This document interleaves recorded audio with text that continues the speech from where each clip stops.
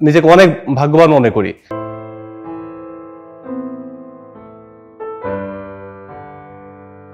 আসসালামু আলাইকুম স্যার, আমার নাম শাহরিয়ার ইমন।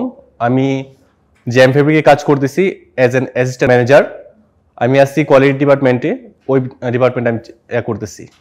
আমি নিজেকে খুব ভাগ্যবান মনে করি যে এই 2টা দিন আমি স্যার আপনাদের সংস্পর্শে ছিলাম এবং অনেক বিষয়ে স্যার জানার যে এটা পাইছি, সুযোগটা পাইছি, আলহামদুলিল্লাহ। শুধু এতটুকুই বলবো যে নিজেকে অনেক ভাগ্যবান মনে করি স্যার। এই জন্যই বলবো স্যার, অ্যাকচুয়ালি আমি কাজ করতেছি দীর্ঘ 6 থেকে 7 বছর যাবত। তো আমাদের আসলে স্যার অনেক বিষয়ে কিছু ভুল ধারণা ছিল, যে এরকম কিছু কিছু বিষয় আছে যে আমরা প্রত্যেকটা মোমেন্টে যে আমার যারা টিম মেম্বার্স আছে, যে ওদেরকে দেখা গেছে যে একটা কথা ভালোভাবে বলার বিপরীতে হয়তো একটু বেশি লাউডলি বলে ফেলছি, যে মনে করছি এটাতে ফিডব্যাকটা একটু প্রপারলি আসবে।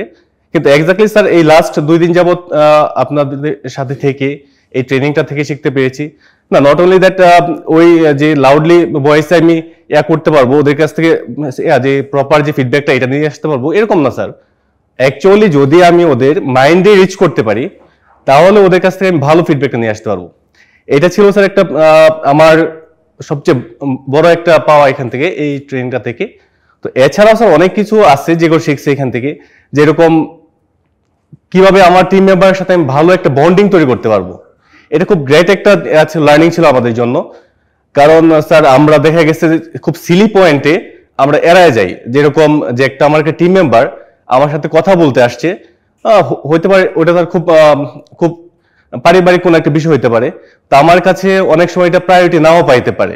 কিন্তু অ্যাকচুয়ালি সে যে আমার সাথে কথাটা বলতে আসছে, এটা তার কাছ থেকে এটা খুব প্রায়োরিটাইজ একটা জিনিস, যেটা সে আমার সাথে শেয়ার করতে আসছে।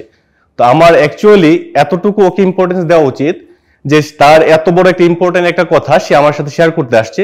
ইভেনচুয়ালি এটা হতে পারে তার কোনো হাসির গল্প, হতে পারে এটা তার কোনো ব্যর্থতার গল্প, হতে পারে কোনো তার এটা কষ্টের গল্প। সে যদি আমার সাথে শেয়ার করতে আসে, অবশ্যই আমার এতটুকু ধৈর্য ধরতে হবে যে আমার শোনার মতো, খুব ধৈর্য সহকারে শোনার মতো একটা মনোভাব দেখাইতে হবে, যেন সে আমার সাথে বলে সাবলীল একটা ভাষায় সে বলতে পারে, এতটুকু আমাকে দেখাতে হবে। কারণ ওদের সাথে একটা ভালো বন্ডিং আমাকে একটা ভালো টিম পাইতে সাহায্য করবে, যেটা নট অনলি আমার কাজের পরিবেশটাকে খুব ভালো করে দিবে, এইটা আমার কোম্পানির প্রফিটের জন্য খুব বেশি একটা গুরুত্বপূর্ণ একটা বিষয়। স্যার আমি আরেকটু এটার সাথে যোগ করতে চাই, যে আসলেও এটা শুধুমাত্র যে আমি শোনাতে ওর যে ভালো লাগে এটা না, অ্যাকচুয়ালি আমার পরবর্তী যে কাজের ধাপগুলো, আমি যদি ওর সাথে ভালো একটা সম্পর্ক তৈরি করতে পারি, সৌহার্দ্যপূর্ণ যদি কোনো একটা সম্পর্ক তৈরি করতে পারি, যে তার মাইন্ডের সাথে আমার মাইন্ডে কানেক্টেড হয়ে যায়, তো যখন আমি তার কাছ থেকে কোনো আস্কিং করব, লাইক আমি তার কাছ থেকে একটা ভালো প্রোডাকশন অথবা কোয়ালিটি সম্পন্ন একটা পণ্য যখন আমি আশা করব, তখন সে আমাকে ওইটা দিতে মন থেকে উদ্বুদ্ধ হবে।